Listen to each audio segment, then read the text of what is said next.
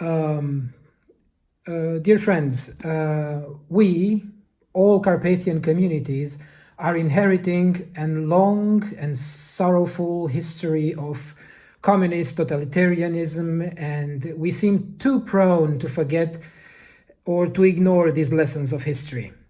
We must, however, remember that all the plans of cooperation between our regions and cities, our exchanges of good practices and our common goals of sustainable development in the Carpathians have at their very core foundation the European values: democracy, human dignity, freedom, equality, human rights, and rule of law. And these are carved in stone. The sovereignist arguments of the governments of the two Carpathian countries currently, Poland and Hungary, that block currently the EU budget, run towards the past and against a further European integration of our communities. Numerous measures dedicated to remote areas will hit mountain communities all over Europe and all sorts of alpine ecosystems, the most fragile ecosystems at European and global level. I will mention just a few very important examples. The first one, the CAP's second pillar, that is support for rural development, will not be able to offer a wide range of tools that can benefit the environment and climate in our region.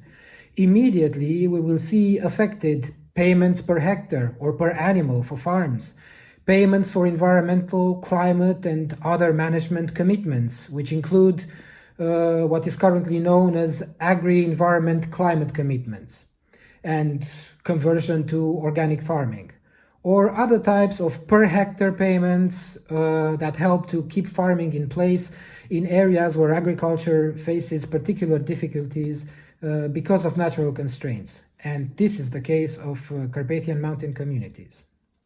Second, within the Green Deal framework, hundreds of millions of euro from the Just Transition Fund that are connected to the European Regional Development Fund and the European Social Fund Plus, and additional national financial resources, all essential for developing areas in the Carpathian Mountains, as well as for industrial transition communities, such as mining towns in our mountains as well, will enter into a deadlock.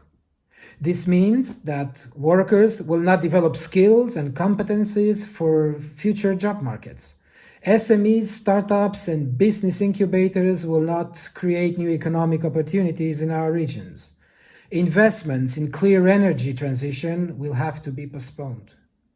Also, third, the Just Transition scheme under Invest EU will suffer serious setbacks. That is, we're going to have to postpone private investments, including in sustainable energy, sustainable transport that might benefit Carpathian region and bring about new strands of economic growth.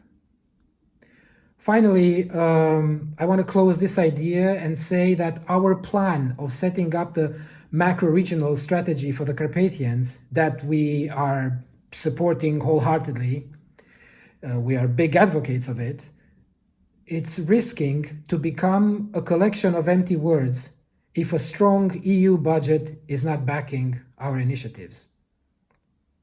Now, I would have to say 2 words on the climate role of the whole Carpathian range. We believe that the greatest value of the Carpathian mountain range is a negative one, but from a positive perspective. Carpathians are an enormous carbon sink, and via its forests, the main European provider of negative emissions on the European continent.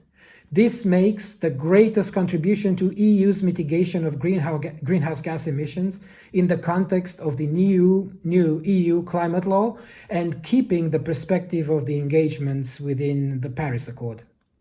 We need a completely brand new vision on what the role of the Carpathians is.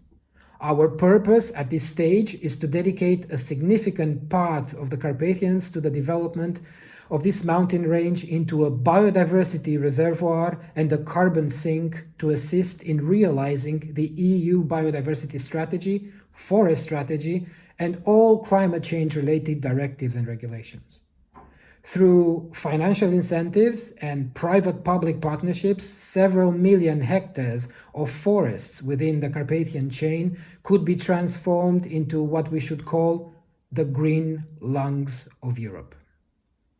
This vision can provide suitable answers both to the current environmental challenges, such as an accelerating climate change, increasing climate resilience for landscapes, or providing living space for rare and endangered species, and to the socio-economic aspects of the rural areas in the surroundings of the Carpathians. Thank you.